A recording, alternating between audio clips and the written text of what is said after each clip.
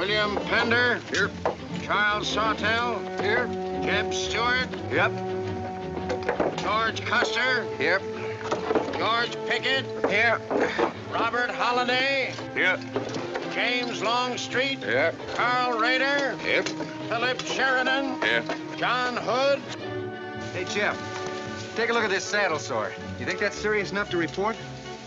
I don't know, George, but I'm certainly going to report mine. You boys can have the cavalry. Me, I'm going to apply for the infantry. Tired of playing housemaid to a temperamental mare. That's the first good news your horse has ever heard. Go on, Gertrude, kiss him for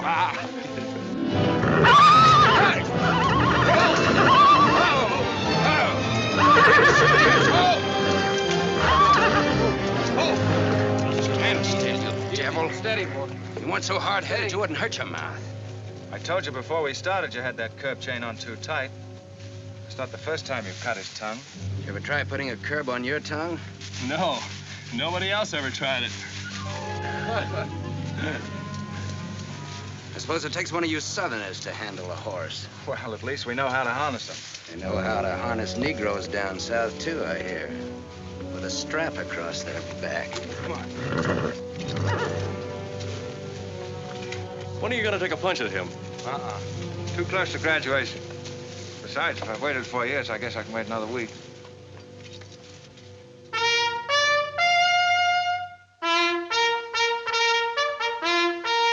A breaking up of the American Union as it now exists is the basis of my plan. And that destruction must be made upon the issue of Negro slavery and on no other. The Union must then be reorganized on the great principle of emancipation. This object is vast in its compass, terrifying in its prospects, but sublime and beautiful in its issue. A life devoted to it would be nobly spent or sacrificed. If the federal government and its constitution are opposed to my way of thinking, the fault is not mine, but theirs. And I shall continue to oppose them with every means and every weapon at my disposal. Who wrote that inflammatory rot? A wise man by the name of John Brown. Where'd you get it? That's my business. If you don't like it, you don't have to listen to it.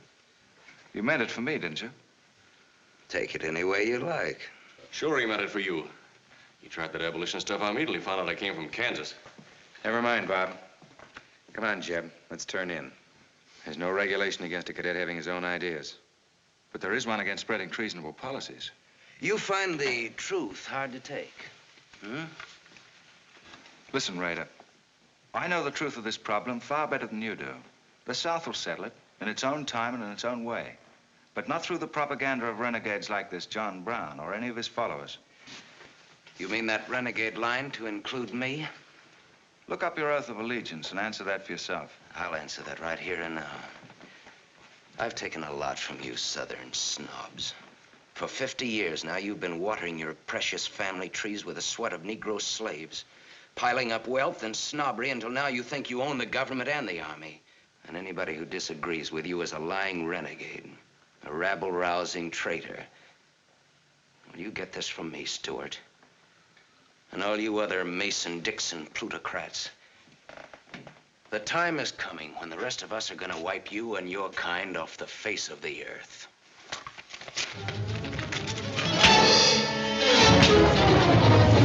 Jim, don't be a fool! No, let them fight it out. Hold it, Raider. Jim!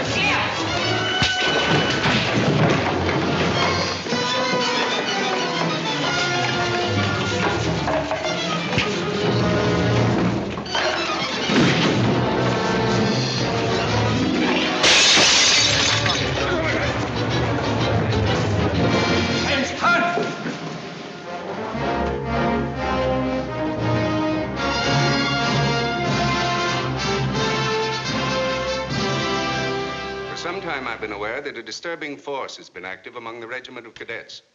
The exact nature of this subversive campaign and the persons responsible for it have not been fully known to us until this moment. Stuart, by every rule of the academy, you should be discharged from the service. And your associates are no less guilty for their part in this outrageous affair. Colonel Lee, any blame in this matter is entirely upon me. It's It's my sole responsibility, sir. That's not quite true, sir. It was my fault. We're all equally responsible, sir. That's right, sir. That's right, sir. If I believed that you were guilty alone, Stuart, I should have sent for you alone. As for you, Custer, and the rest of you, you must be taught that lying to protect a friend is sometimes an extremely dangerous practice. I'm not so greatly concerned about the fight itself as I am about its cause. All 7 of you men have violated the first sin of military conduct, the traffic and violent exchange of political ideas, which are not the affairs of an American soldier. You must be punished, and punished severely. I shall request of the War Department upon your graduation next week that all of you be assigned to the most dangerous branch of the United States Army. The 2nd United States Cavalry, now stationed at Fort Leavenworth in the Kansas Territory.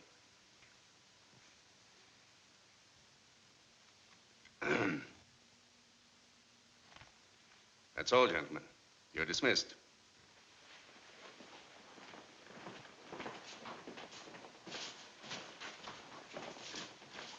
Now send for Cadet Raider.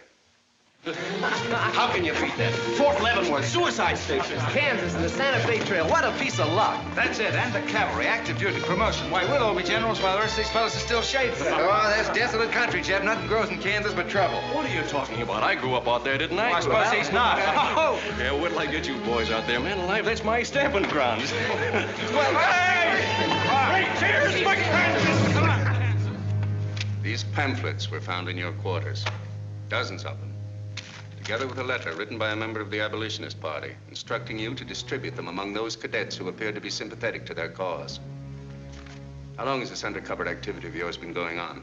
Long enough. Very clever idea of your fellow conspirators to plant an agent in our midst. Your dishonorable discharge will be drawn up at once, and you'll be given until sundown to remove yourself and your personal belongings from the limits of West Point. Good.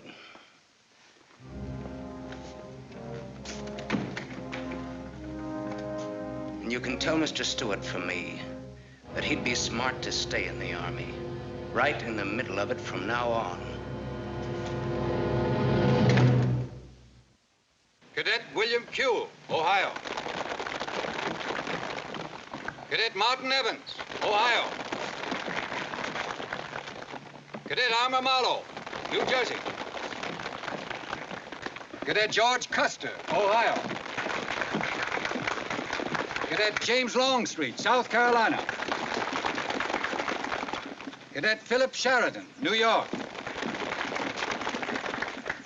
Cadet J.E.B. Stewart, Virginia. Cadet John Hood, Kentucky. Cadet Robert Holliday, Kansas Territory. Yippee!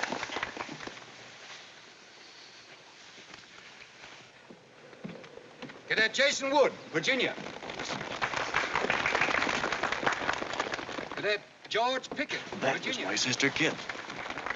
Thought 2 years in James Boston would make a Thomas, lady out of you. Kentucky. So did I. It just popped out. Cadet William Keel, Ohio. Cadet Robert Davis, New Jersey. It is now my great honor and privilege to introduce the Secretary of War of the United States of America, the Honorable Jefferson Davis.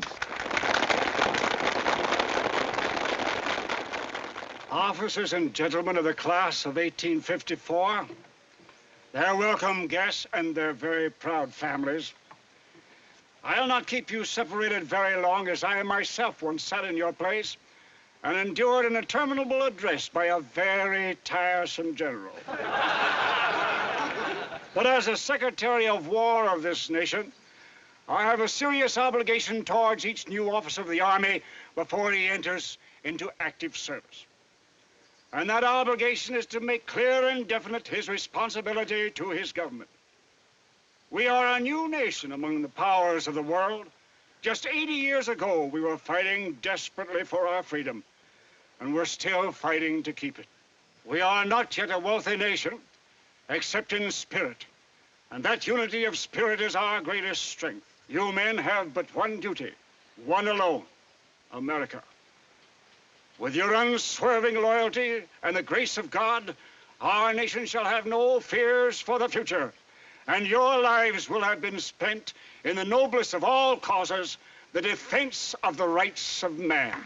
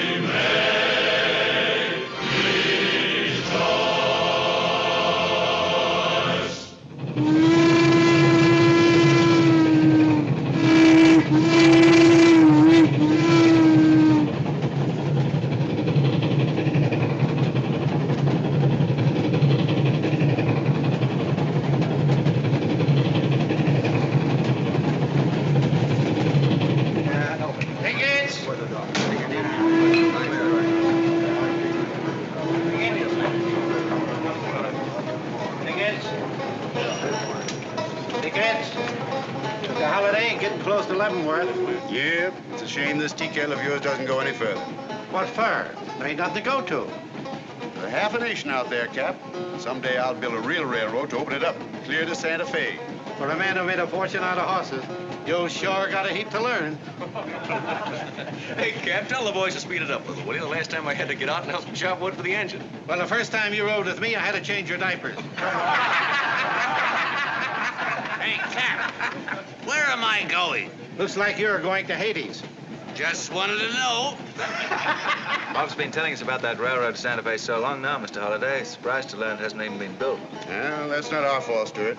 You can't build a railroad over blood-soaked ground like Kansas. Decent settlers won't use it. We're losing thousands of pioneers to the Oregon Trail. They circle right around us. We heard about the raid at Osawatomie last week. What is the true situation out here, sir? Well, Kansas is a territory and not a state. We're ready to join the Union, but the big question is whether we'll go in as a slave state or as a free state. On one side is most of Kansas pro-slavers, people who came from the South. On the other side are the abolitionists, led by John Brown and his sons. Between those two elements, they've made Kansas a boiling pot of rebellion and massacres. That's why the Army sent you boys out here to Fort Leavenworth. See, suicide station. It's quite an honor. Excuse me, will you, sir? Surely.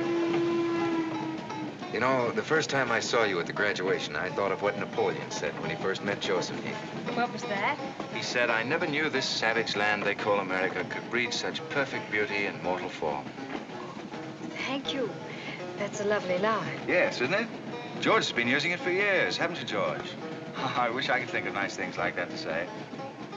You wouldn't like what I'm thinking now. You were going to tell me something more about Kansas. Yes, what do you do on Saturday nights for fun here? Well, as I remember, half of Leavenworth takes a bath and the other half gets drunk. And since there are only 2 bathtubs in town, things get kind of exciting around midnight. Kid! By the way, how'd they ever come to name you Kit Carson Holliday? Well, Mr. Carson and my dad were very good friends, and they were so sure I was going to be a boy that they named me before I was born. Oh, I see. Well, I'm certainly glad they were wrong. Me too. Me too. Me too. Hey, conductor. Yeah? What are you going to do about that? About what? I'll tend to that. Hey, I thought I told you them Negroes had a right in the last coach. Their tickets give them the right to ride wherever they please. Now, I don't want any trouble with you, mister. And you better leave us alone. What? I don't know what this country's coming to. Tickets? Stop shaking, Hannah. There's nothing to worry about. We're only a half an hour from the border. If we don't hurry, they'll be across the border. All right, go ahead.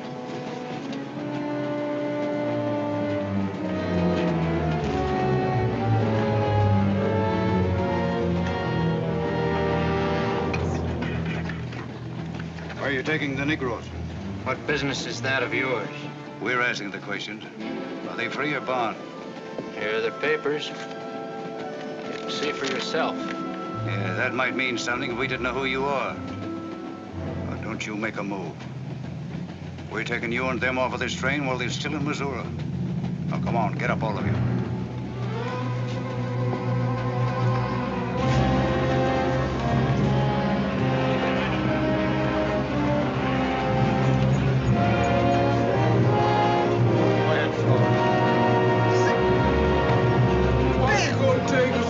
Brown, what they gonna do with us? Stop him!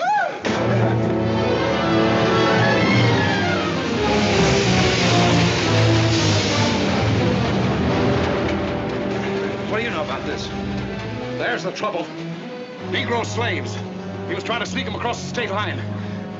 I'll get that murdering jayhawker for this if I have to hang for it. Who was it? Oliver Brown, one of John Brown's scurvy litter. Better than a doornail. Come on, you gay-eyed greenhorns. Give me a hand. There ain't no use spoiling the carpet. Come on, get him out of the way. Come on, Jeb. Now, don't get excited, everybody. Sit down, please. This is what they mean when they call it bloody Kansas. There'll never be any peace along the Santa Fe Trail while John Brown or any of his followers are alive.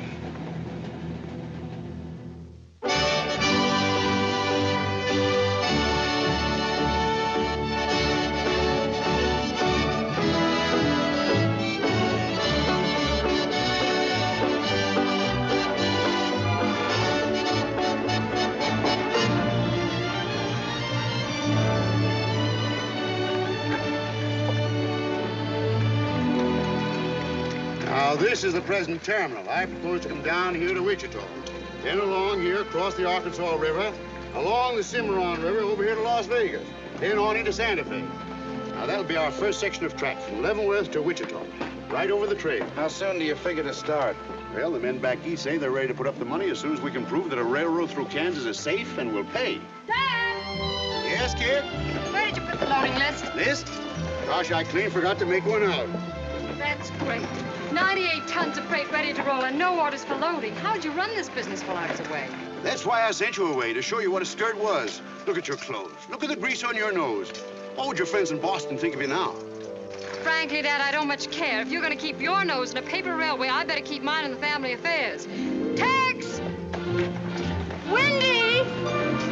Tex! Where are those ornery customers? What do they think they're getting paid for? Tex!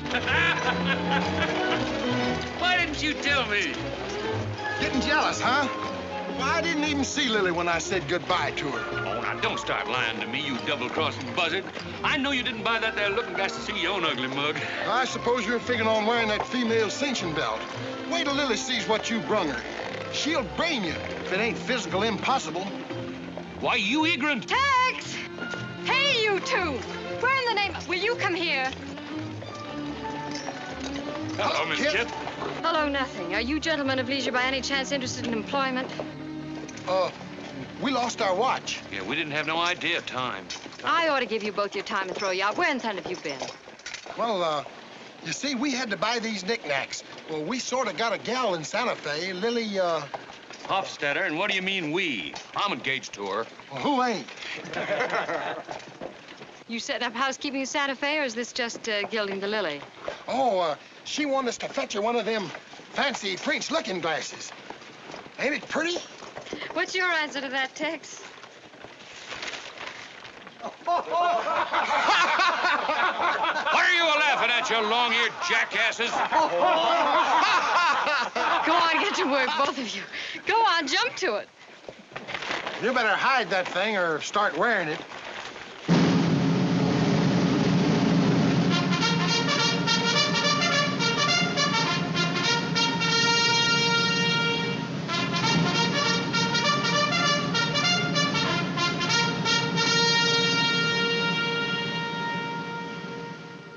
I'm going to put you new officers straight from the start.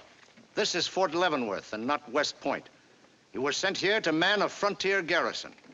3 of the officers you're supposed to be replacing are buried back of the hill in the little military cemetery.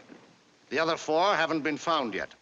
The Regiment of Mounted Rifles has only one job, to keep the peace in Kansas. And we're here alone. There's no other fort between us and Santa Fe. And we're proud of that responsibility. We've got a tough reputation in the Army but they respect us in the West. See that it stays that way. Order of the day. Lieutenants Longstreet and Holliday take B Troop and put them through close order drill. Lieutenants Stuart and Custer will take 8 men as an escort for the freight caravan leaving at noon for New Mexico. Draw the usual supplies and report to me for final orders.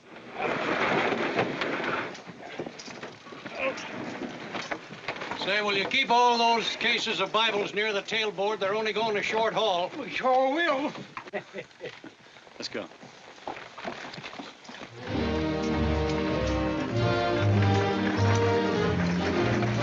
Convoy ready, sir. We're ready if you are. Good. I hope you have a nice, quiet trip. On any other kind, I'll lose money. Oh, we'll try and save you that. We'll see you in 6 weeks, sir. With luck. Just keep your eyes open, boys, and move fast. You'll like the scenery, but don't trust it. Right. Goodbye, sir. Goodbye, Stuart. Goodbye, Custer. All right, men, get ready to tie down those parts and check everything. Corporal, detail 2 men to cover each wagon. Yes, sir. Bill, move all these barrels over there for the next load.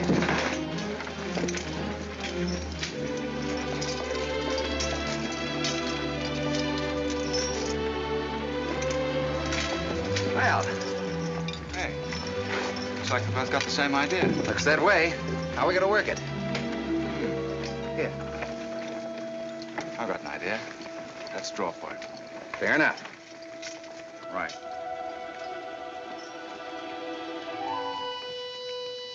I got the long one. Hey, wait a minute. Where I come from, long man loses. Tough luck, old man. Here, hold my horse.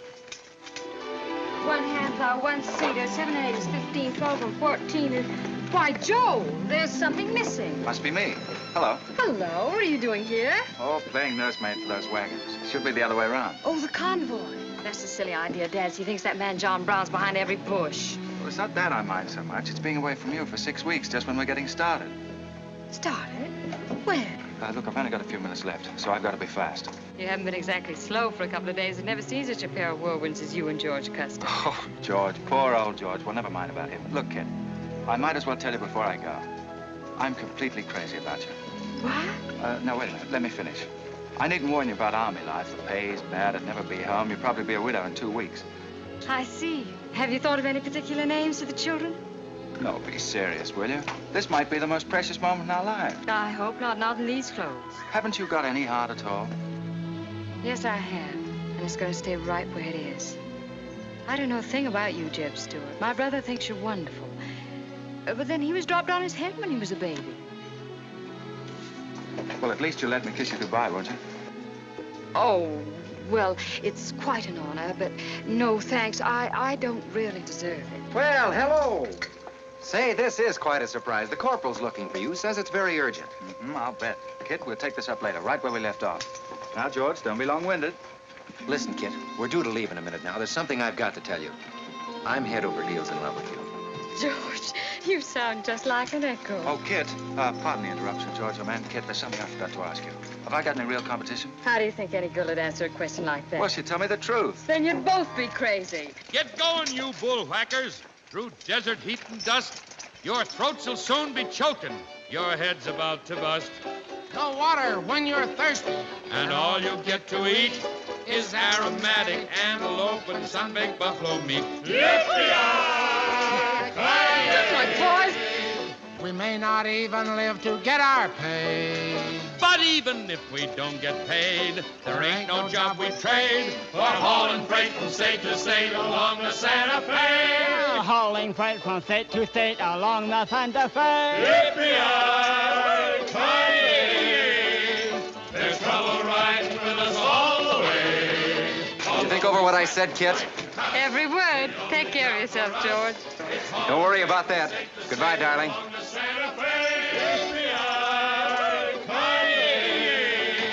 There's trouble riding with us all the way. Although we sweat and fight and cuss, the only job for us is hauling freight from state to state. Make a little bet, kid? Sure, on what? Those 2 boys? I'll give you 3 to 1. I can name the winner.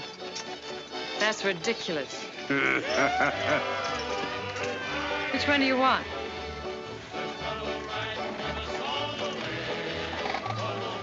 I'll take that bet. good. The only town for us is hauling freight from state to state along the Santa Fe.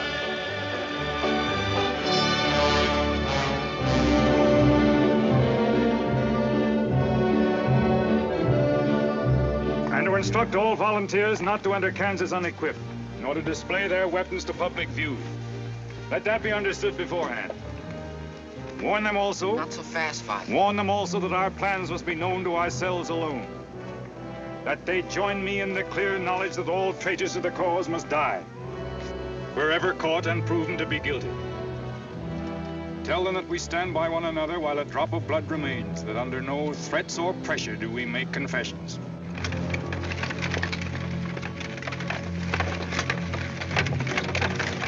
All right, that's our camp. I might as well tell you, when you get this far, you don't turn back. You don't have to worry about us. We ain't the kind that quit. That's fine. Just see you keep it that way. Save all of us a lot of unpleasantness.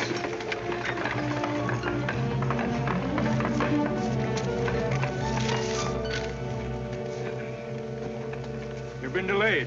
Was there trouble, Raider? No, sir. We had to detour when we got to the border. I picked these new men up in Palmyra. Volunteer, sir. They're the credentials. From Illinois. You've come a long way. And we'll go the rest of it. We came here to fight slavers. The sooner the better. That's good. We'll put you to work at once. Kid Spinner, look after these gentlemen. Fine. This way, boys. We've received the news we've been waiting for. We break camp, Raider. Yes, sir. Let's start tearing down these tents now.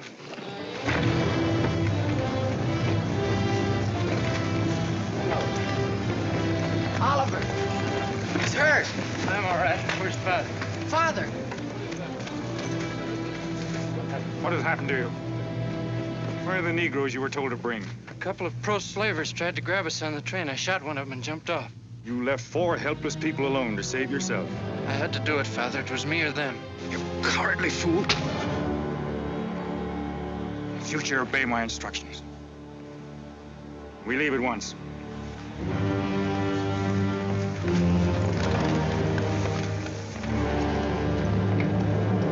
All of you, down upon your knees. As once you sent the ravens to save Elijah, so now you have delivered into my hands the precious means of continuing thy holy work. The Lord our God is a great God, a mighty and a terrible, who regardeth not persons nor taketh reward. The Lord is a man of war. Thy right hand shall become glorious through power. Thy right hand, O God, shall dash in pieces the enemy.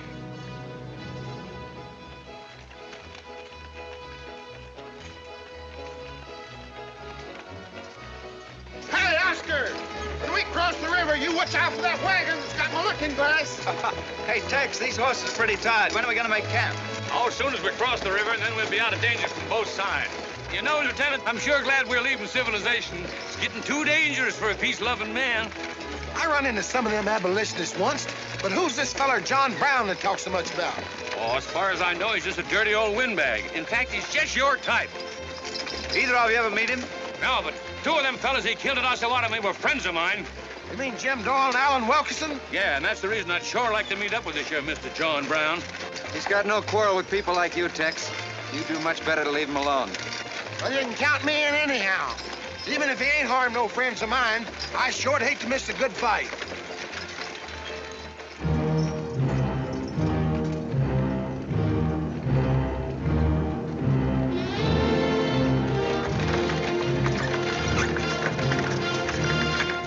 This is wrong, Father.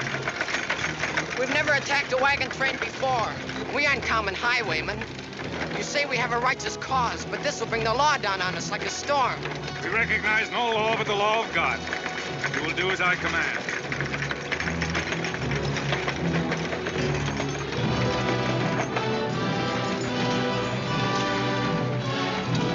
Take your men back, Raider. Wait for my signal.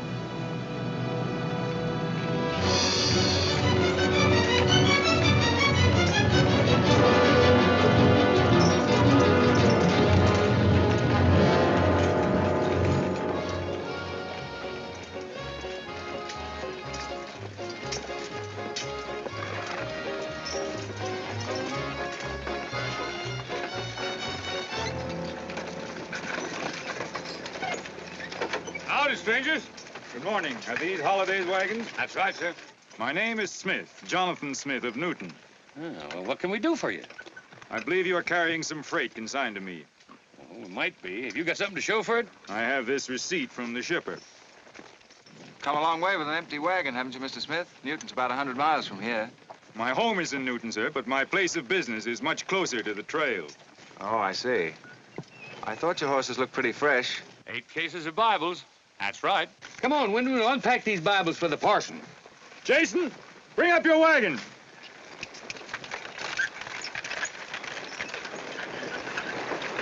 Get that pack down. I got to get them Bibles unpacked for the parson. That's a funny thing. I've seen that fellow somewhere. It's the way it seems to me. Isn't the kind of a face you'd forget in a hurry. No. Wait a minute. I know. In some magazine, The Atlantic, I think. Well, then he's either from Boston or he's a missionary. No, it was something else.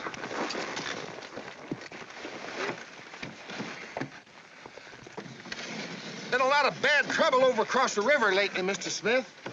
That murdering skunk John Brown's on the loose again. Better keep your eye peeled for him. Thank you. We shall. This stuff sure is heavy for Bibles. How would you know? You ain't never even saw one.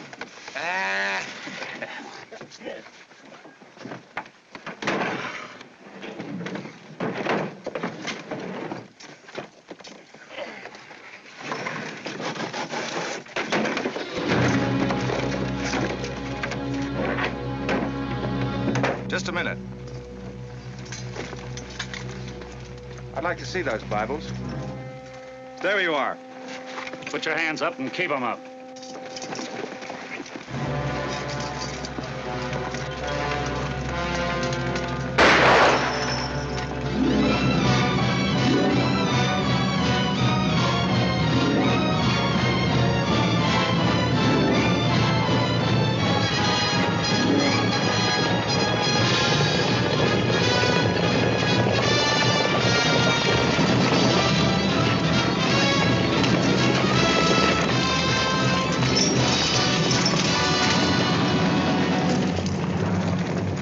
I advise you to make no move towards your gun. Bring up the other wagon. Now then, quickly with those other crates. All right, get a move on there. Only the ones marked Bibles. Hey, Jeb, look. Our friend Raider. Well, this is a surprise. And a commission in the cavalry, too, huh? I see you've got the commission you were after. You know these men, Raider? Yes, sir, very well. This one, Stuart, comes from a rich slave-owning family in Virginia.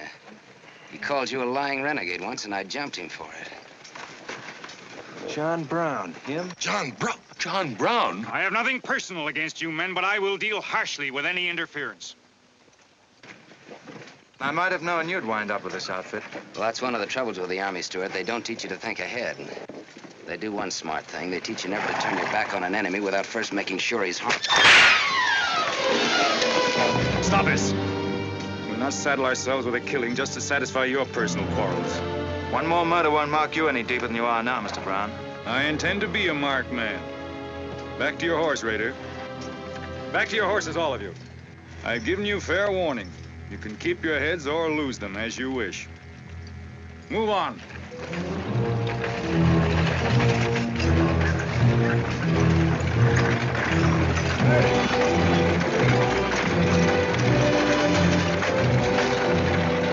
I saw what was in those cases, George. What? Contraband, rifles and ammunition. Gosh, then we've been delivering Bibles with triggers on them. Let's take a chance. Everybody, take cover and open fire. Dismount! Take cover!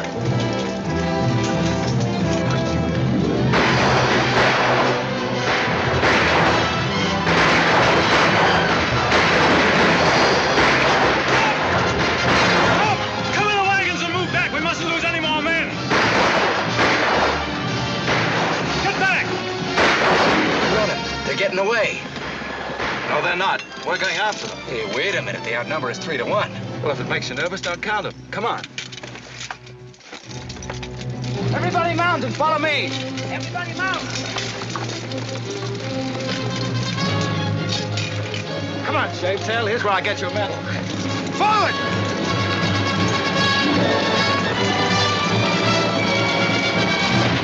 Get those wagons out of here! Come on!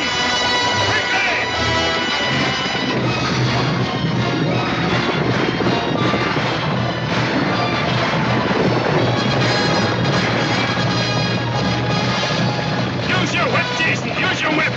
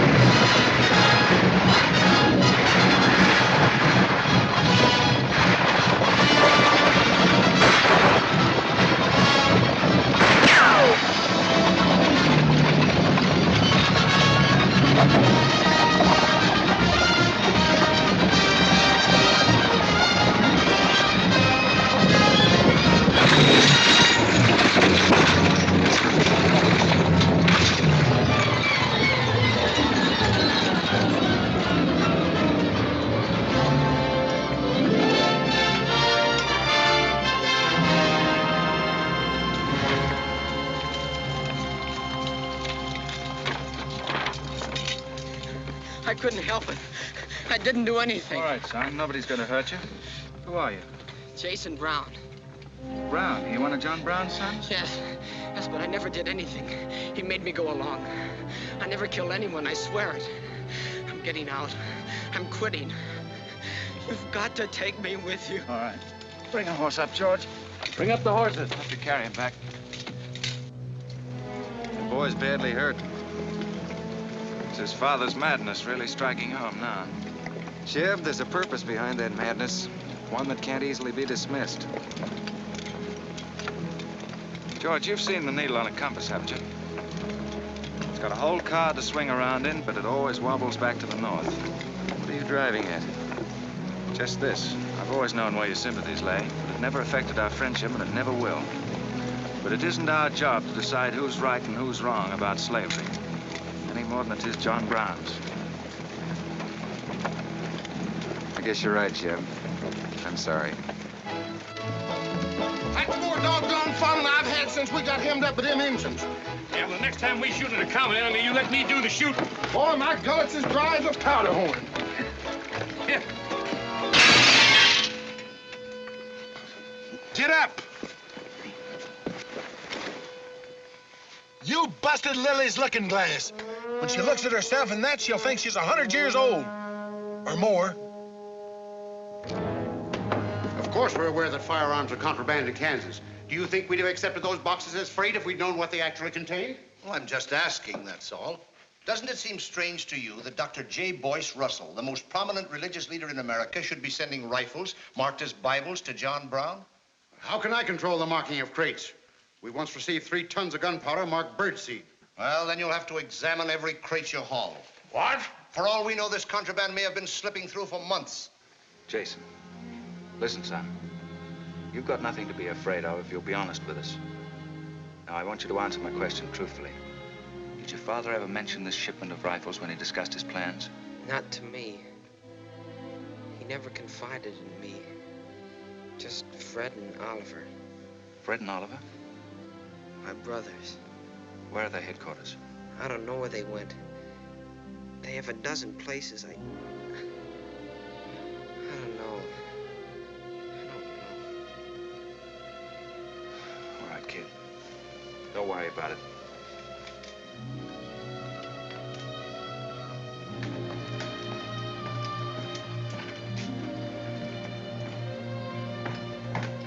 These guns are no mistake. Anyone with the best interests of Kansas at heart can tell you that. No bandy-legged bushwhacking soldier can talk like that about the holidays. We've got as much interest in Kansas as the United States government, and a darn sight more investment. We were here before the army came, and by Godfrey, we'll be here when you're gone. If you think you can... Sir. Well, Stuart, what did you find? Very little, sir. The boy's either too badly hurt or too frightened to talk. We leave immediately. Have them sound assembly. Yes, sir. What was that you called me? A gall-darn bandy-legged bushwhacker. Now go on. He says he talks with God at night. But God doesn't tell people to kill one another, does he, miss? He's a good man in a lot of ways. But he's changed since Osawatomie. Those people he killed. They got down on their knees and begged him for their lives. But he struck them with a sword. Him and Rader and Kitzmiller. I was there. I saw it done. I tried to stop them, but they pushed me aside. Yes, that's how it was. We're starting at once. I'll take the first troop west to Tecumseh. Stuart, you and Custer will take the first platoon of B Troop and search thoroughly from Clinton to Dutch Henry's Crossing. Is that clear? Yes, sir. These are your orders. Find John Brown and bring him back here, alive if possible. His force is well armed now and strong in numbers. We also suspect that new volunteers are drifting in from the east to join him. Be on the lookout for them as well. Retire to your respective troops.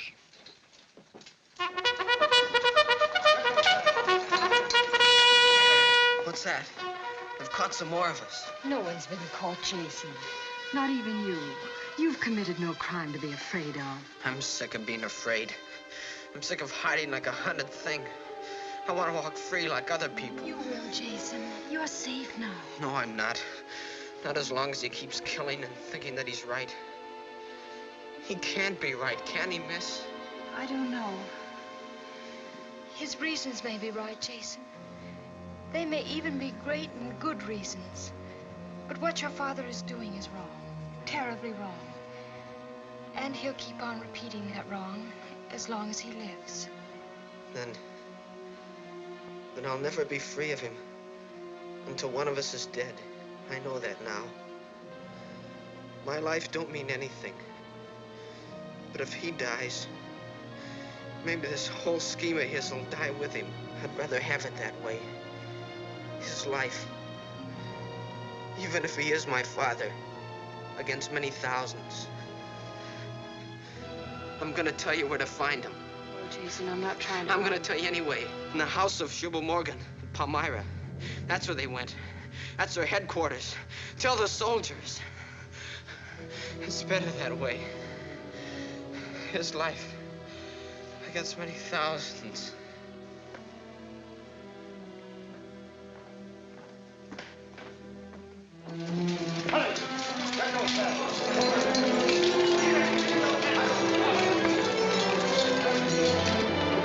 Jeb. Hello, darling. How is he? It's very serious. I left the doctor with him. Poor little Deb. Jeb, he told me everything. The whole nightmare of his 15 years, even the place where his father is now. He said he wanted me to tell the soldiers. Where? Palmyra, at the house of a man named Shubal Morgan. Shubal Morgan, Palmyra. I wonder if that's the truth. Jeb, I'm frightened. That boy is crippled for life. And that man on the train, he died for a principle. And a man killed him for a principle. One of them is wrong, but which one? Who knows the answer to that, kid? Everybody in America's trying to decide it. Yes, by words in the East and by guns in the West. But one day the words will turn into guns. Oh, Jeb, can't it be stopped now? Can't the slaves be freed before it's too late? It will be stopped when we hang John Brown. Then the South can settle our own problem without loss of pride at being forced into it by a bunch of fanatics. Jeb, what has pride got to do with human lives? Kid, the two things kind of come together down south. Can't pry them apart, not even with guns. I hope that's going to be the same way with us.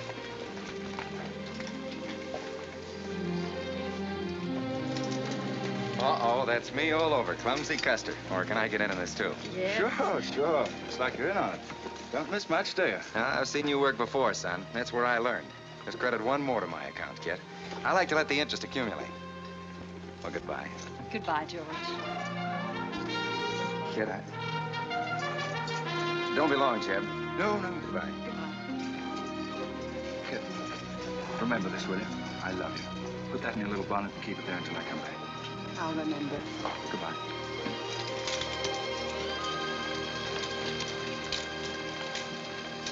Hey, Lieutenant. Hello, boys. Hello, Lieutenant Jeb. Say, I want you to keep an eye on Kid for me while we're gone, will you? Heck no, we're going to hunt John Brown with you. What? Yeah, we come to join up. Who do we see? A couple of flat-footed rumputs like you in the Army? Why, you'd get lost. Boys, you better go home and sleep it off. So long.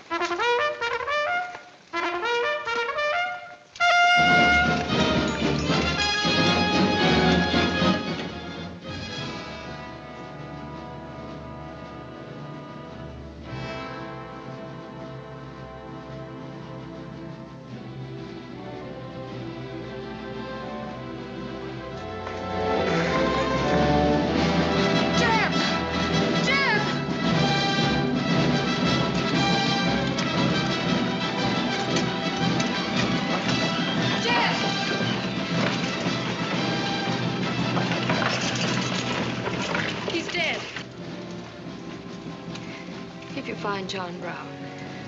Tell him. We'll try to find him. Goodbye.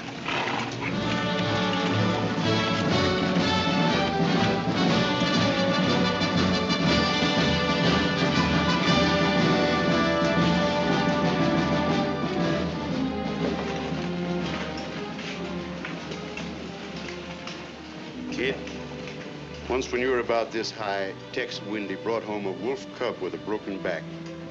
You nursed it for weeks, but it finally died with its head in your lap. You cried for days, but it was just a wolf cub. It would probably have grown up to be a killer like its father.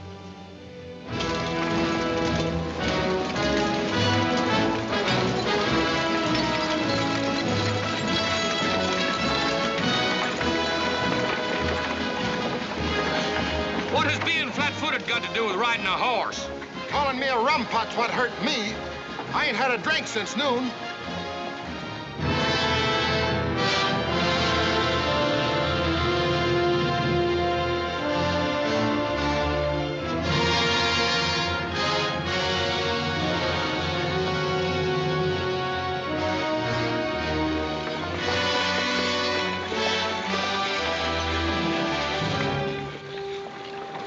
All right, get the sledge.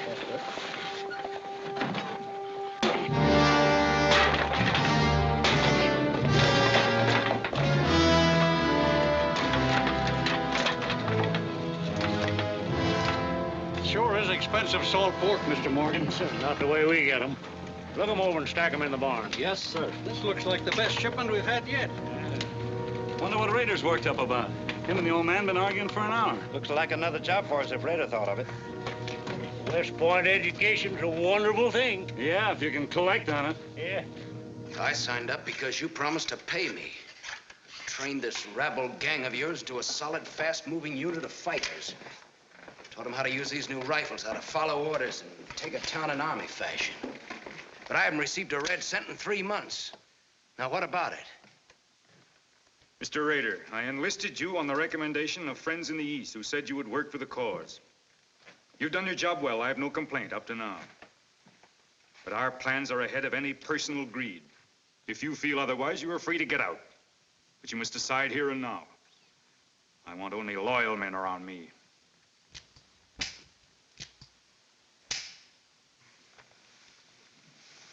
You've no argument with my loyalty. I proved that at Osawatomie and every other town we've raided.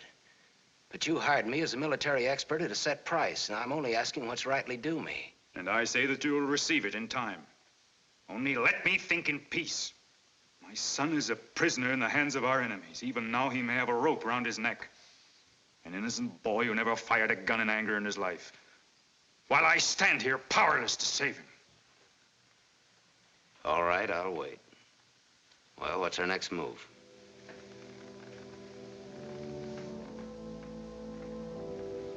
The Bible has said an eye for an eye and a tooth for a tooth. Tomorrow at daybreak, we will destroy Delaware Crossing.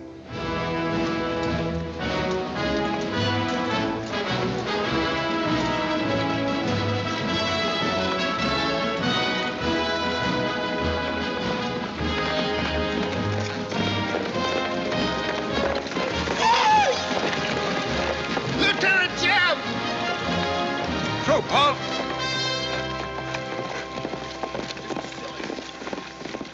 Well, what the... Well, the major sort of turned us down, too. But here we are, Lieutenant Jeb. What do you mean trailing us halfway across Kansas? We don't want you to get lost. You see, I know every wrinkle of this here country just like my own face. Well, you're sure it's just as dirty? I've got a good mind to get a couple of mules and strap you on the back and send you home. A fine-looking pair of soldiers you make. Well, all we need is some of them pants and a cap. And then, of course, if some soldiers just our size gets killed, why... All right, get back to the end of the column. Go on before I get that mule. We don't have to obey no orders. Since we ain't in the Army. But we will. Yeah. Wait till Kid hears about this. She'll skin him alive. That's if they got any skin left.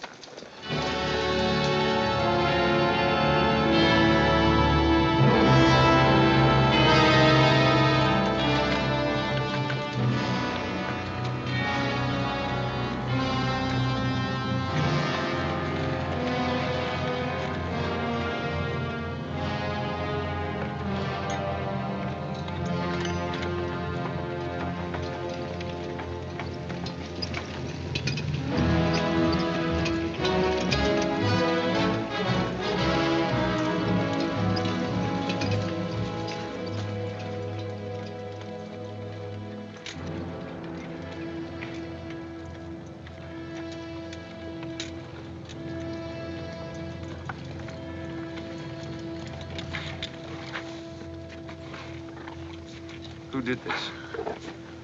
John Brown. How many men did he have with him? Around 100, maybe more. How long since he left? 3, 4 hours. We lost count of time. Well, you're the man that had the run-in with one of the Browns on the train. Is this in revenge for that? Yes. We're free staters here. Brown always knew we'd get him someday, if he didn't get us first. Well, I'll leave you some men to help you bury your dead. They'll see you back to Leavenworth. We don't want any help.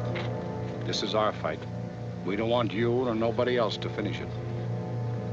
I'm going to take care of John Brown myself.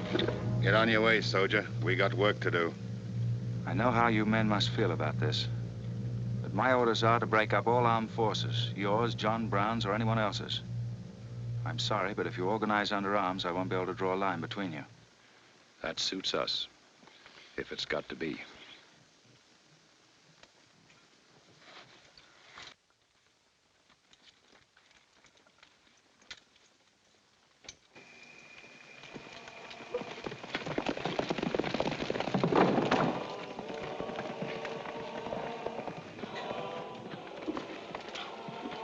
What did you find out, Kitzmiller?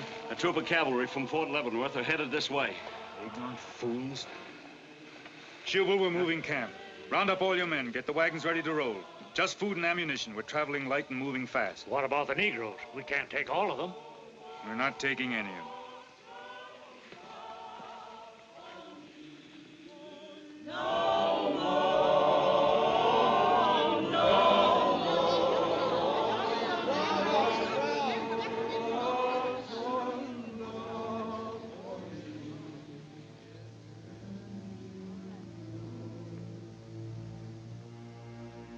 My children, the hour of deliverance I promised you has come.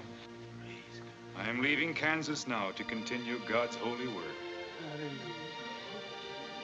For Gideon took 10 men of his servants and did as God had said unto him. And it was so that he did it by night. And when the men of the wicked city arose early in the morning, behold, the altar of Baal was cast down. Please, Captain Brown, what did that mean? What you gonna do with us?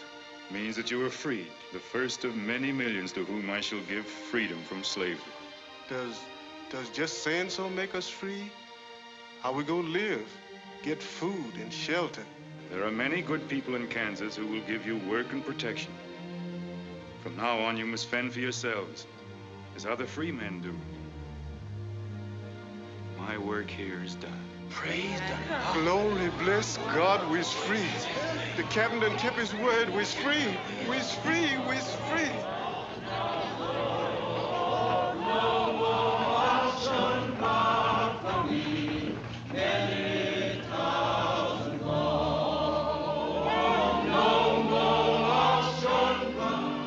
if John Brown has 100 men, we'd better send a runner back, bring up the rest of the troop. Better do it tonight. I'm going into Palmyra, George. You alone?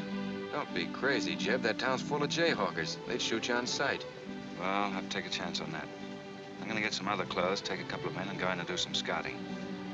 I'll try to send you back word. Good luck. Say, do you two fellas still want to join the Army? Huh? I've got a job for you. It's no picnic. It's pretty dangerous, but I think you're the fellas for it. What do you say? Do you mean we're gonna have a real cap and a uniform? Mm-hmm. Well, we might have to be buried in them, but it sure sounds like a deal.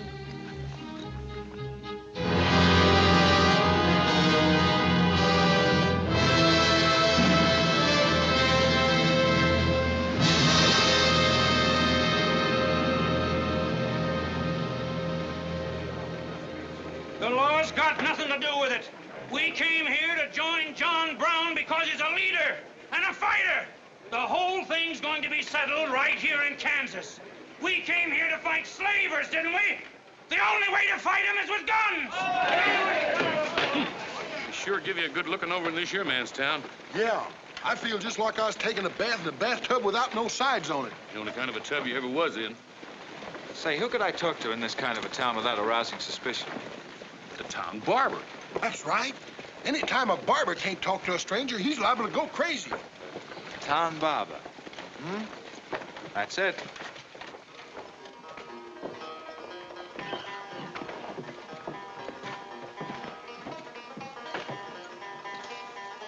Howdy, boys. Howdy.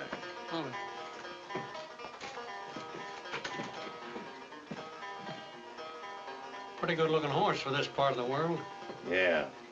Kansas is all right for men and dogs, but it's pretty hard on women and horses. Say, look at that brand.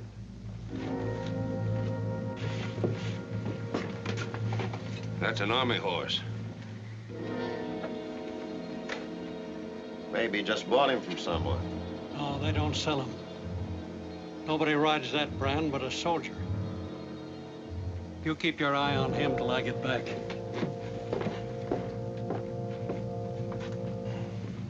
You still got that creepy feeling about this place?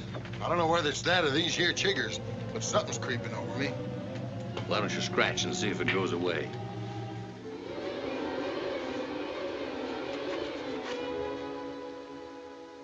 Yeah, I reckon that is all it was. Say, I got it now. We was on the same train a couple of months ago when that fella got killed. You probably got me mixed up with somebody else. No, sirree. I never forget a face. Although I was a little drunk at the time. Well, they are. Fella you saw probably had two faces. Been in Palmyra long? Oh, just a couple of weeks. This ain't no time for barbers. The fellas that ain't trying to hide their faces for some reason or other are too mean to spend the money. Yes, I've heard you've got some pretty tough customers here. Tough, say. I'm afraid to shave half of them. I'm afraid they'll get up and cut my throat. Say, did you ever run across this famous, what's his name, John Brown? Sure, he came in here once. Strange-looking man with a hemp mark on his throat. Hemp mark? What's that? Oh, it's an old barber superstition. A little red line that runs all the way around here. Anybody born with that mark is bound to be hung. That's so. Say, I haven't got one, have I? Not yet. Maybe.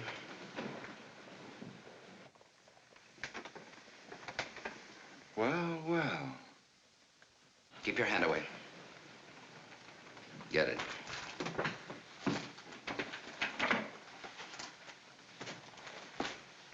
This was quite an idea, Stuart. You're coming in alone first to look around? Or is this one of your agents? I ain't never laid eyes on him before. I swear it. I don't know him from Adam. What were you up to? Well, it's your move. You figure it out. My next move is plain enough. Didn't they teach us how to handle spies when we caught them red-handed? Same treatment for renegades, wasn't it? When you catch them. This will make you quite a hero, Stuart. The class of '54 will turn out in a body for your funeral. They may even hang your picture in the West Point Library. There's worse places to hang. Get him out of here, Red, or we're wasting time. Just having a last few words with an old classmate of mine. And I had them coming to me. Come on, get up. We're gonna give you a good look at what you came to see.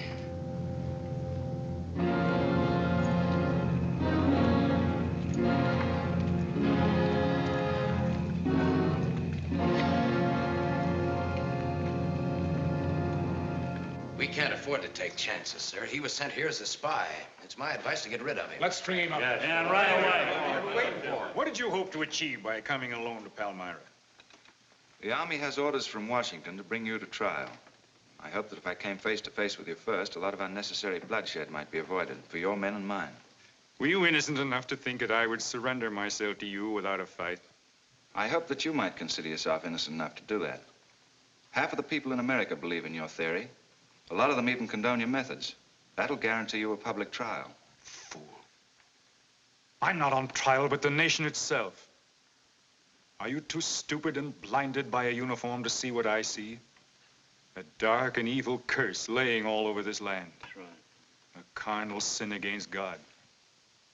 Can only be wiped out in blood. But why in blood? The people of Virginia have considered a resolution to abolish slavery for a long time. They sense that it's a moral wrong. And the rest of the South will follow Virginia's example. All they ask is time. Time? Time? For 30 years, I've waited for the South to cleanse its soul of this crime. Since childhood, I have been possessed of the fire of correcting this wrong. I tried peaceful agitation. As God is my witness, I tried. Peaceful means failed long ago. Now I shall force a decision by bringing both sides into armed conflict. Letters, words, talk. The time has ended for that. Strength and action I wanted now. Not a voice crying in the wilderness, but a David armed with the power and the glory.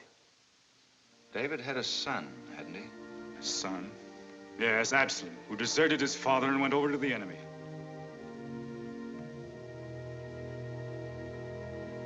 What are you trying to tell me, Stuart? And Absalom died because he feared his father. Jason is dead. So be it. My son has paid for the sins of this world with his life, as once did the Son of God. It shall not be in vain. Whether you kill me or not, the Army will crush you all in the end. My advice to you is to find peace with your Maker.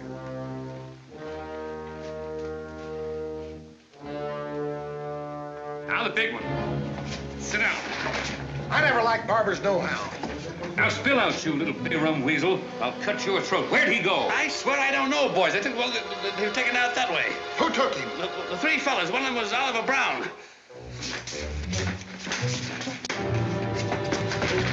Do you see this razor?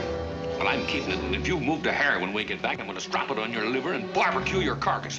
Now, you stay where you are.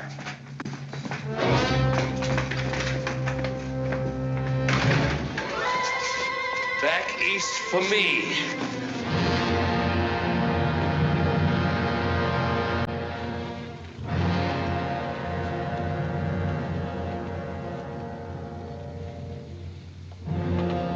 I called you all together as witnesses to hear my words. An enemy to the cause has entered our midst, stealthily and by night, with the purpose of planning our destruction.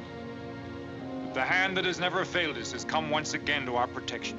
It is not with malice or revenge that we take this man's life, but in just retribution, as befits all enemies of mankind, all enemies of God.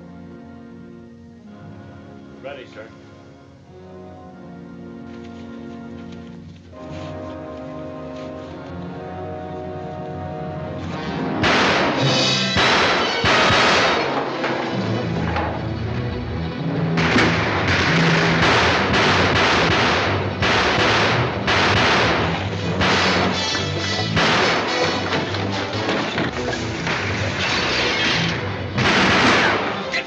Get back! Move! Open that door!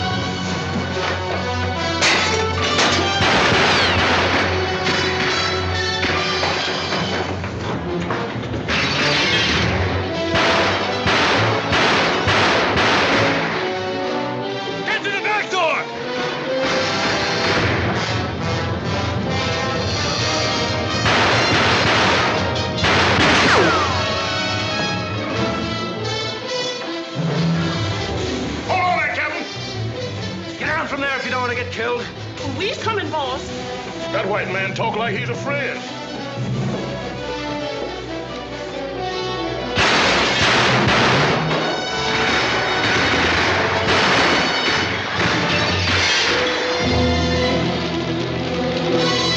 Oh, mercy, boss. Look at here. Get the bag, quick.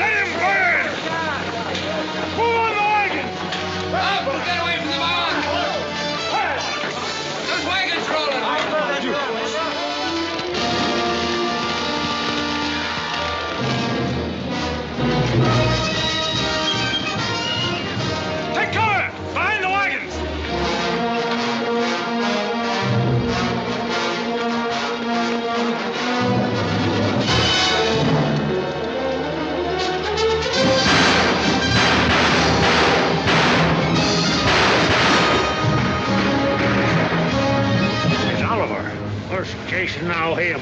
You want to fight on, John? As long as breath is in me. Sound the charge!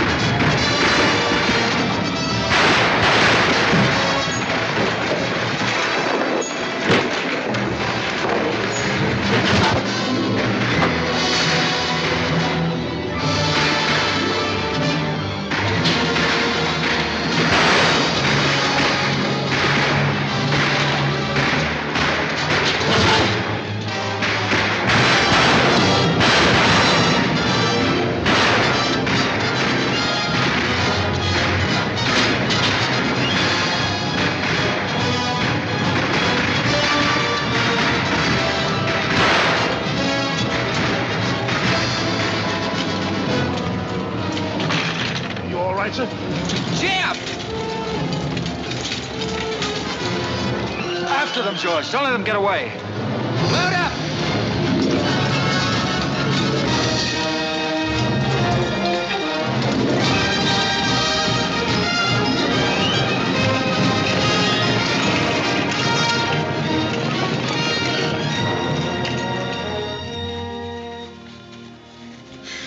Ouch, that's too tight, Mammy. Don't tell me how to do this, boy. I've been wrapping white folks all my life. When they was babies, I wrapped one end. And when they growed up and took on too much corn liquor, then I wrapped t'other end. Huh. So what made you leave home? Well, old John Brown said he's going to give us freedom. But shuckins, if this here Kansas is freedom, then I ain't got no use for it. No, sir. Me neither. I just want to get back home to Texas and set till kingdom comes.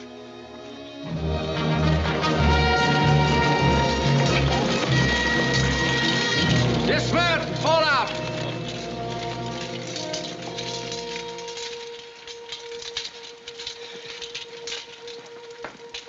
Well, we had a nice ride. Both ways. Lost him, huh? He and a few others got away in the hills. I think I hit one, Jeb. You ought to heard him holler. Heard him holler, you jughead? That was me. You shot my hat off. Well, it won't matter much. He's broken for good. From now on, he'll find every man's hand against him. Nothing will ever break the force of John Brown, Jeb.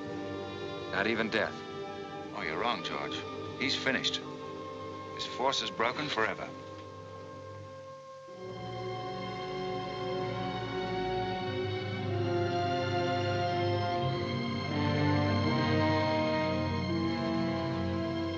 Why hast thou afflicted thy servant, O Lord? Wherefore do I not find favor with thee? Why hast thou laid the weight of all this people upon me?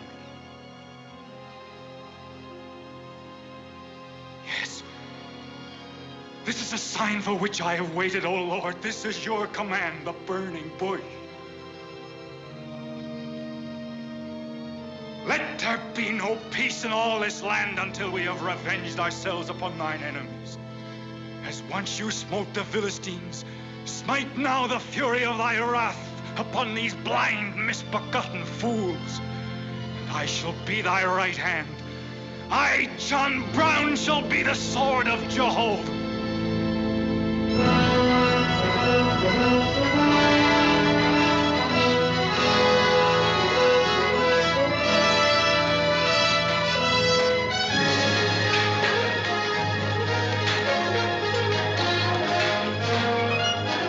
Take a good look, gentlemen. The beginning of the railroad to Santa Fe. These rails are going to stretch their way right across the old trail, right over Kansas, down into the territory of New Mexico. Someday we can tell our grandchildren that we opened the doors of America to the great Southwest. Won't we, kid? You just build your railroad. I'm not guaranteeing anything. Yep, the end of John Brown was our beginning. Maybe it'll cost a lot more blood and grief, but it's going to be worth it. Dad, can I ring the bell on the first train? Yep, and blow the whistle. That'll be a day you can live for, kid. Won't it?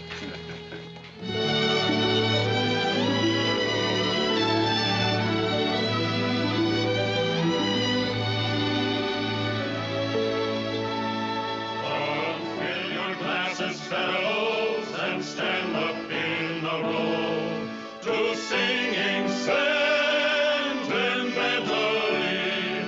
We're going for to go. In the army there's sobriety, promotion's very slow. So we'll sing our reminiscences of Benny Haven's old. Oh, Benny Haven's old. Oh, Benny Haven's old.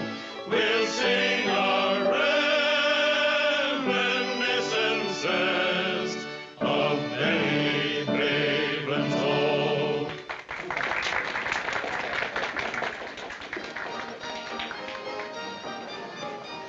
Congratulations, boys. Thanks, sir. That was excellent. I didn't recognize the song. Where does it come from? It's an old Army song, a farewell. These young men have all been promoted and are ordered back to Washington. That's splendid. You lucky devils, I had to wait 10 years for my captaincy, and I also followed tradition by proposing to my wife the same night. Wouldn't you like some refreshments? Yes, I would. Splendid idea. Well, I think I'll run down to the stable. Horse threw a shoe this morning. I'll see you later. I'll go with you. Maybe I can find it.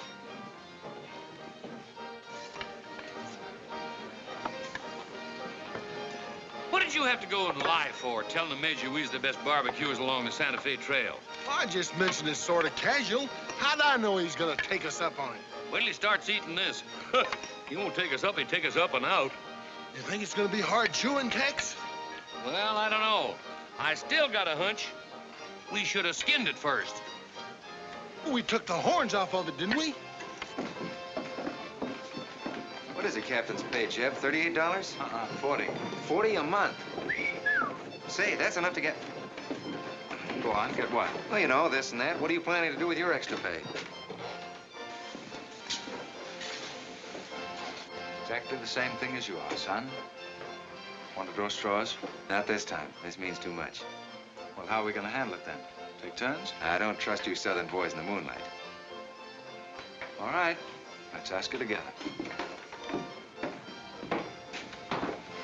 Hey! Wait a minute. What is this, you loon? Come on, don't argue. Just come along and listen. There you are. George has got something to ask you, kid. You have the floor, George. Well, I don't know just how to start, Kit, but there's an old Indian woman who hangs around the fort and tells people's fortunes. She's supposed to be a wonder at it, and, well... Yes, George? Well, she said I'm going to get married soon to a very beautiful girl. Did she, George? That's very nice. Pretty slick opening remark. Kit, were you ever by any chance a blonde? Why, no. Not even as a baby. Are you sure? This old woman's never been wrong before. Absolutely sure. Well, maybe she's still right. There's a whole lot of beautiful blondes in the world, George. Let's ask her. Let's. Wait a minute. Kit, are you in love with him and not with me? I guess I am, George. You gonna marry him? Oh, wait a minute. I can handle this proposal from now, son. Kid, you really mean that? You haven't asked me anything yet. I wonder if I said the wrong thing. Couldn't have been more perfect. Now, where's that Indian?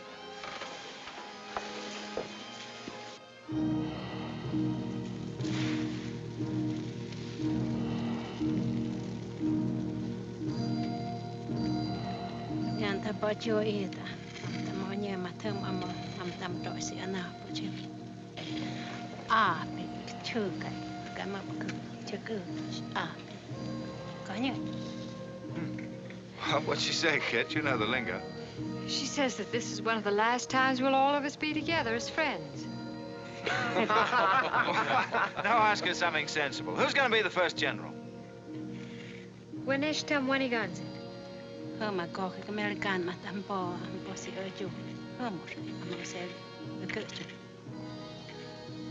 She says that one day you'll all be famous men, great in battle, but bitter enemies. What?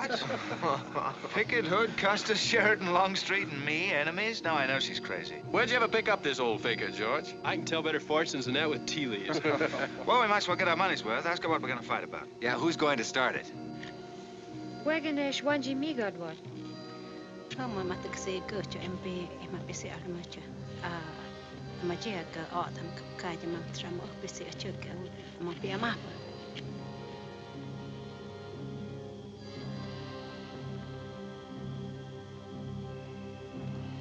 What's this? Too ridiculous to tell? She says the fight has already started. Somewhere in the east, a man is lighting a torch. Now, at this very moment. The two of us will help to kill him. But none of us can stop him.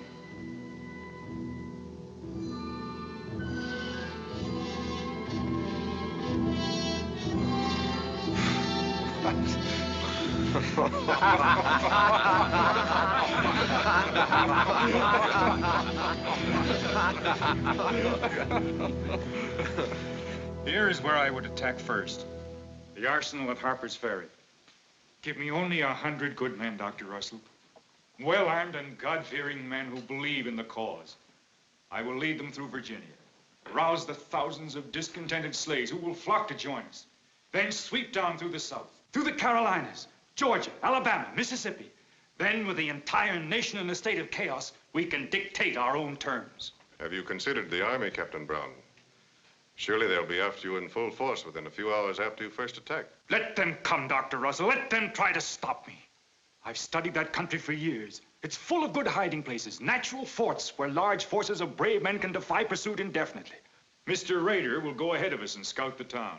Yes, sir. With his knowledge of military methods and our great advantage of surprise, we can outwit the Army at every turn. Captain Brown, this plan of yours is mad. Worse than mad. It's high treason. Such a brazen attack would lead to civil war. Exactly. That is exactly what I want. Is it your wish, then, to destroy the Union? My answer to that is yes. To the devil with the Union. We've got to fight sometime. It might as well be now. Gentlemen, I came here to Boston at great personal risk.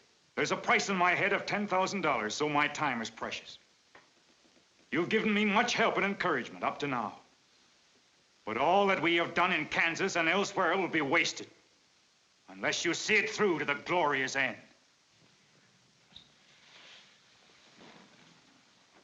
How much money will you need?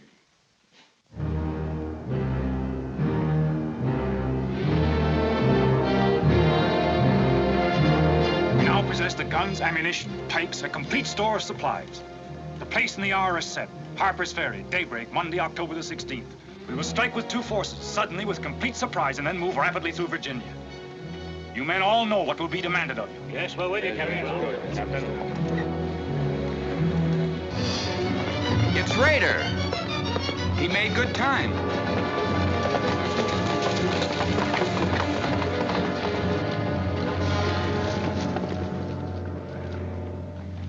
Well, what did you find? Speak up. Is anything wrong at Harper's Ferry? Well, the town itself won't be any trouble. There's a bridge of the Baltimore and Ohio Railroad to be blocked, and we gotta cut that telegraph line to Washington. What about the government arsenal? It's guarded by only 2 men. Here, I made this rough map of the place.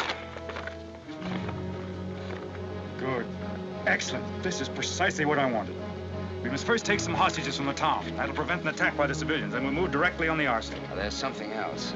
What? I want to settle our account. Back in Kansas, you promised to pay me what's due when you got the money. How dare you demand the settlement of a private matter? With the nation's hour of deliverance not 3 days off. Well, that's putting the cart before the horse, isn't it? I've done a job for you nobody else could do. So I was right at Palmyra. The cause itself means nothing to me. I'm only holding you to your word. Are you indeed? Have you forgotten so quickly my methods with disloyalty? I haven't forgotten anything. But you've got the money to pay me and you can't afford not to. Then add this to your memory. I haven't waited 30 years to bargain with a rogue at the final hour.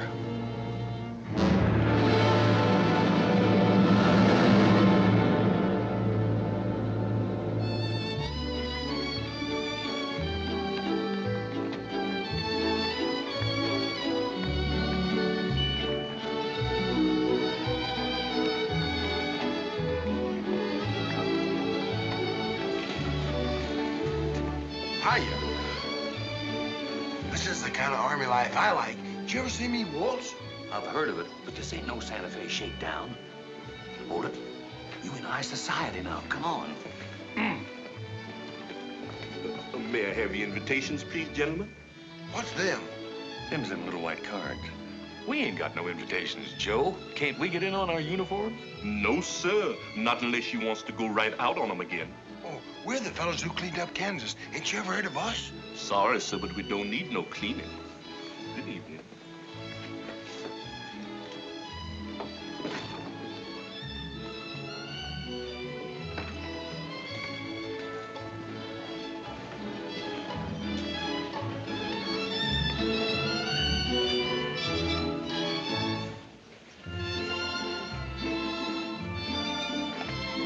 Hello, handsome. Oh, hi, Jeb. My, you're a dream tonight. How's the party? I don't know. She hasn't come out yet. Who are you waiting for? Oh, a friend of mine promised me a surprise tonight. A night I'd remember the rest of my life. Yeah? You don't know any girl here but Kit, you know. I'm not talking. Maybe you don't rate quite as high as you think you do, Captain Stuart. Hello, Kit. You look wonderful. Thank you. Say, George was just telling me you promised him the biggest night of his life. Where do I come in? You don't. I'm very fond of George. Thank you, Kit. I haven't told you this, but we have a deep understanding.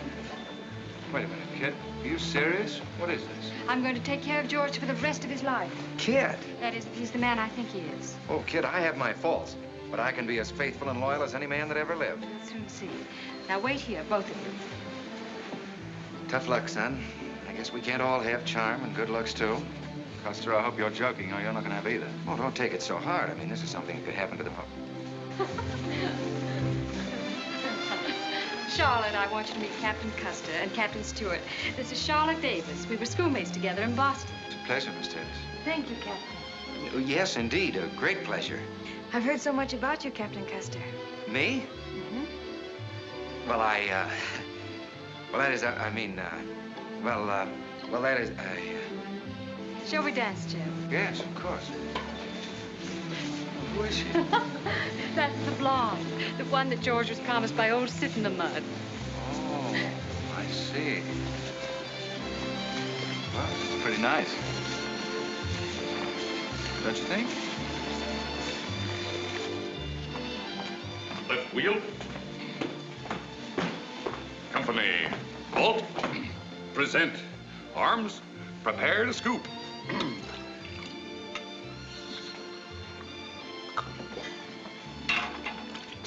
Yes, sir? Yes, sir. About face. Company forward. March. Eyes right. Right wheel. Well, there I was, right out in the middle of Kansas, facing 500 crazy fanatics, heavily armed. And me with only 15 soldiers. Good heavens, Captain, how terrifying. What did you do? I sized up the situation at a glance, dismounted, and walked straight toward him. Not alone. My dear young lady, there comes a time in every soldier's life when he must stand or fall alone. And if you knew the Army, you'd understand that he who hesitates is lost. Oh, how simply wonderful, Captain. Oh, it was nothing, really.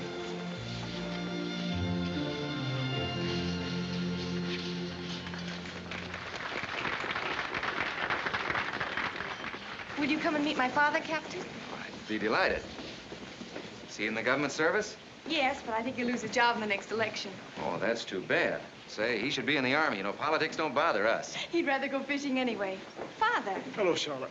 Hello, Colonel Lee. Hi, dear. Father, I'd like you to meet Captain George Custer. Oh, but of course I met the captain at West Point when he graduated, didn't I? Yes, sir. Hi, Custer. I'm fine, Colonel Lee. We've heard good things about you. Congratulations.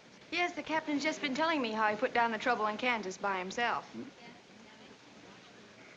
Splendid job, pile, man. Splendid. Wasn't there also a chap named Stuart, Jeb Stuart, connected with that campaign? Stuart? Yes, sir. He was around. Shall we dance?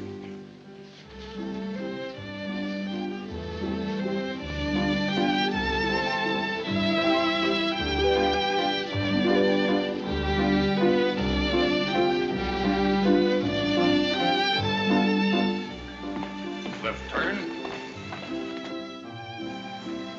About face. March.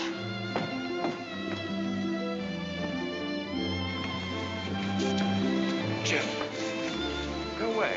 You've danced with your sister once already. I don't want her. I want you. Come on. Here, you can't leave me stranded alone in the middle of a ballroom. Quiet, spread. Phil, take over this detail, will you? Oh, may I? Are you drunk? Well, if I'm not, I ought to be. I've just seen enough to knock anybody down. What are you talking about? An old friend of yours is outside, and he asked me to bring you to him.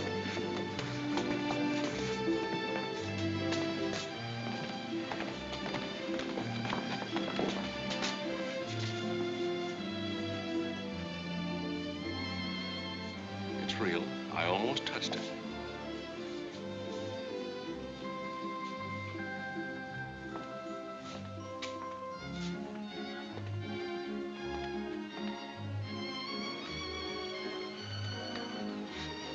What are you doing here? I came to find you. I know what you think of me, Stuart, that I'm no good. Well, maybe you're right. But maybe I've got something to tell you that'll change your opinion. You'll have a hard time doing that. Suppose I told you that I left John Brown 3 hours ago with a well-armed force of men, not very many miles from where we're standing. I'd say you were out of your mind. All set to strike at Harper's Ferry on the Maryland-Virginia line sometime tonight. With reinforcements of over 1,200 men expected before daybreak from Pennsylvania. Brown plans to arouse the slaves. First in Virginia and then throughout the South in open rebellion. The telegraph wires will be cut and he'll block the railroad. And then at daybreak, they rush the arsenal. Take thousands of weapons with the idea of arming the Negroes. Well, that's the situation, gentlemen. Move for move. I don't know, you may be able to get there ahead of them, but if you do, you've got to move fast. Tonight. It's fantastic. Our Secret Service has reported John Brown to be out of the country. Well, I ought to know where he is. I've been with him every day and every mile since we left Kansas. Then why have you informed on him? Don't forget, Colonel, I was in the service once. I was young and I made a mistake. I didn't know that then, but I do now. I guess some of the things we learned at West Point stay on inside of us a lot deeper than we realize. Anyway, I couldn't stand by and see my country torn apart by a madman like Brown. I had to come here. This was something a lot bigger than myself. Couldn't have been the size of the reward you'll get for turning him in, could it? I said why I came here, and that's the truth. But I am entitled to any reward. I'm even willing to go back there and rejoin him tonight, just in case he gets suspicious or changes his plans. Now, what more proof do you want than that? I believe him because it's too dangerous not to. How soon can you start, Colonel? We'll be ready to leave in an hour. The officers are all here. Call them at once and proceed with all speed to Harper's Ferry.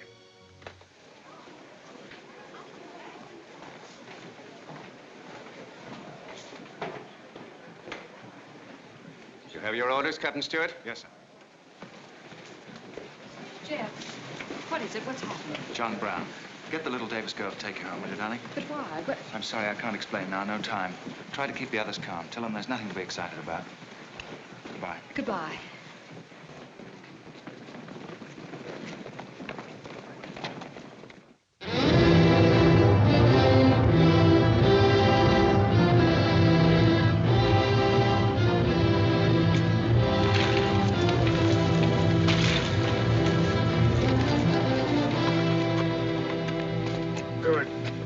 worry on that score. You say no train is due until well after daybreak? No, sir, not until 8 o'clock. I rode within 10 miles of Washington to make sure. What kept you so long? I had to take a side road both ways. Schubel, Townsley, get your men, block the railroad bridge. We meet below the arsenal at daybreak.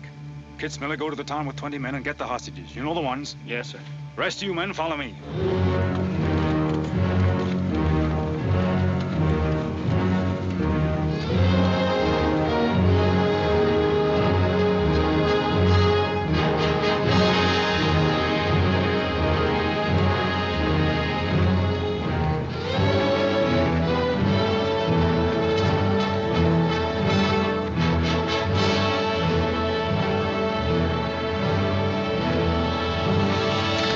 Drop your guns.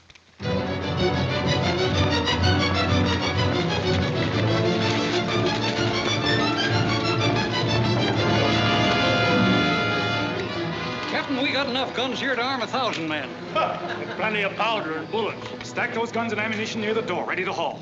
Hurry up, boys. Get them out there. The men from Pennsylvania will be here within the hour. This isn't an arsenal, it's a fortress. We could stand off the whole army here. What about the prisoners, Captain? What is the meaning of this outrage? Why have you broken into our homes and dragged us here? Who are you? I am John Brown of Kansas. John Brown? You are prisoners of the provisional government of the United States. If the citizens of Harper's Ferry attempt any interference, I shall use you as I see fit. Otherwise, you will be peacefully released when we depart.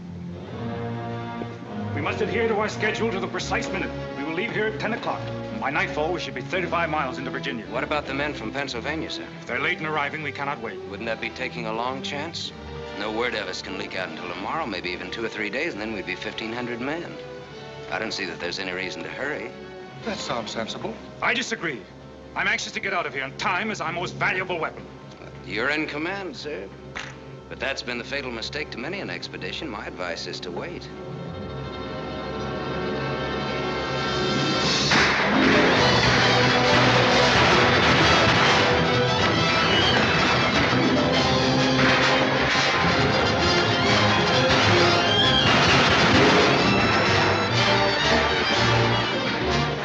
Townspeople are firing at us. Just a handful of them with old shotguns. We can clean them out in 5 minutes. Idiots. Why do they fight us? Can't they understand?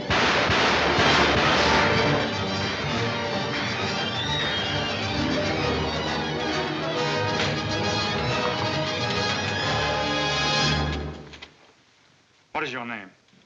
Brewer. If you value your life and those of your fellow townsmen, you will do as I say. Yes.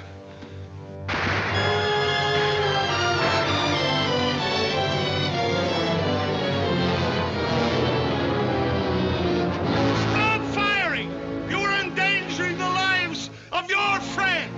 John Brown promises that if we leave the arsenal in his hands, he will harm none of us. No! Run downstairs! We'll cover you! Quick!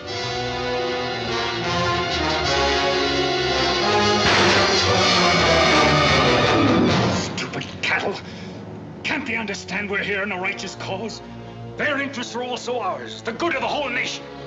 We'll leave a lesson at Harper's Ferry for the rest of the South to profit by. Wipe out those fools at the foot of the hill. Get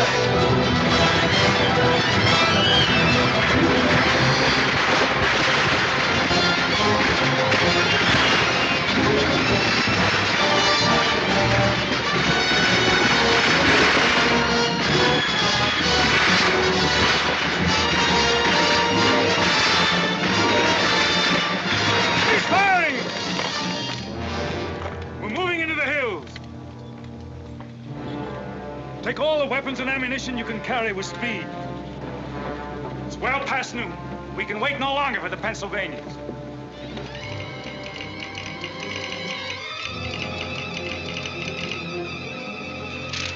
"18 citizens of Harper's Ferry killed, 33 wounded by John Brown's invaders in open rebellion." It's from the 2nd Force at Frederick, Maryland. The road to Harper's Ferry is blocked, unable to get through. Jefferson Guards and the Winchesters under Lee's command passed through Upperville an hour ago. They will be the first to arrive at the ferry.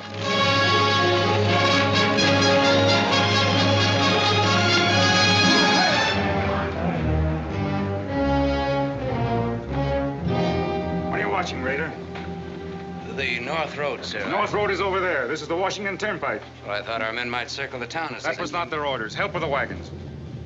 Yes, sir. Well, don't you think we ought to wait another half hour? It might be that...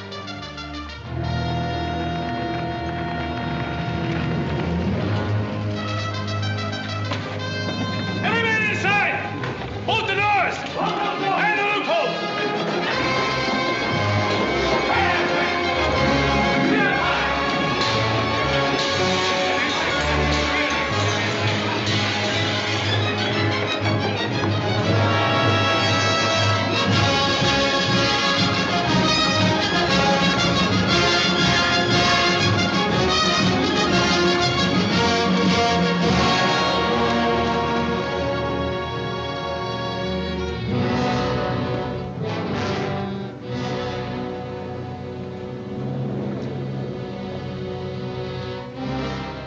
Wait, you say. There's no cause to hurry. Wait. Yes, sure I did. I thought we had time. Stuart, Yes, sir? I want you to take this under a white flag to John Brown. Right, sir.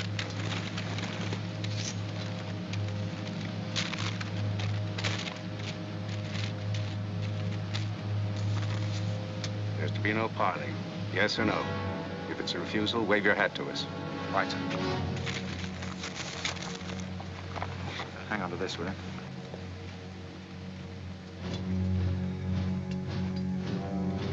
Captain Brown, they're coming up the road with a flag of truce.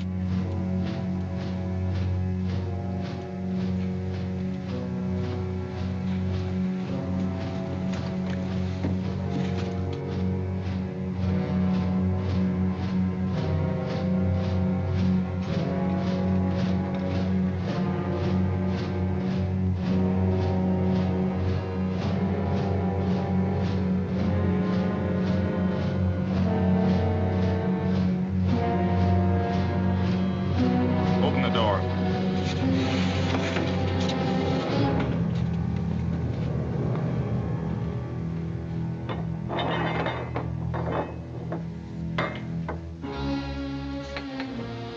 You're John Brown of Kansas. I am. We've met before, I think. And thanks to Mr. Raider, we now meet again.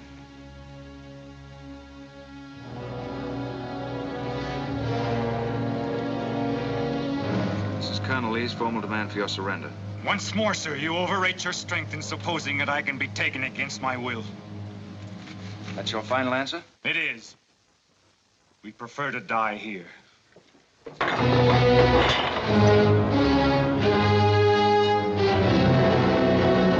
Prepare to surround them! Take Troop B to the right at a gallop, Troop A to the left at a gallop. Troop C, draw your carbines, dismount! Go! Take cover! Forward at a gallop! Ho!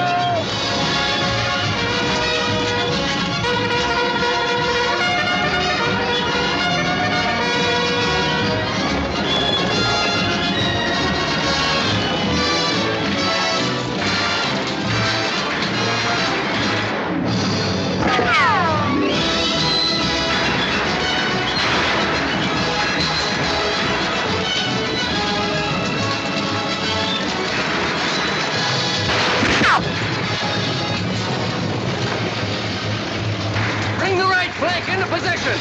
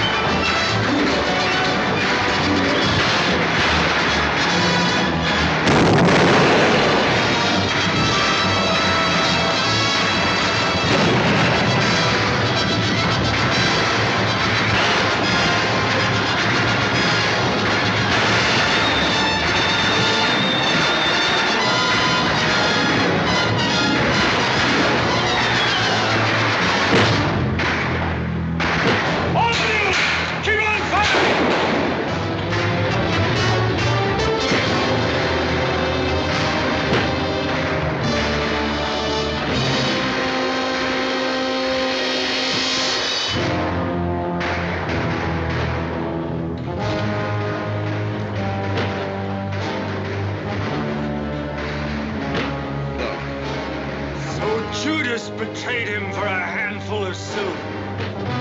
No.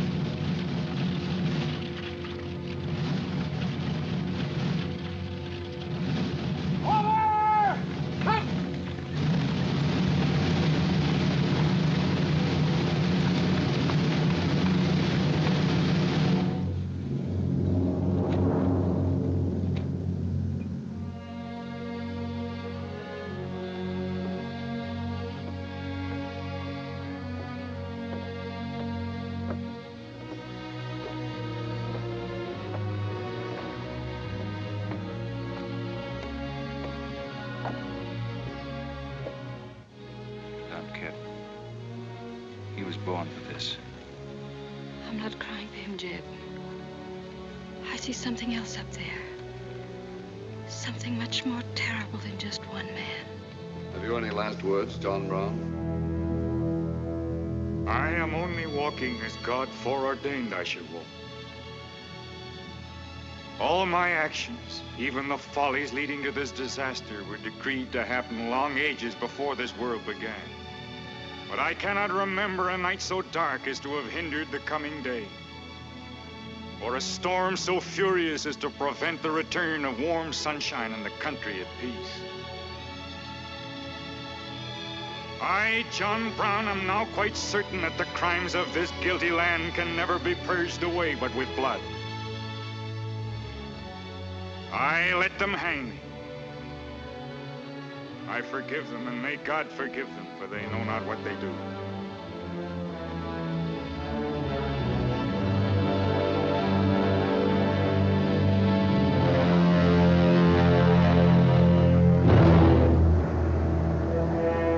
So perish all such enemies of the Union, all such foes of the human race.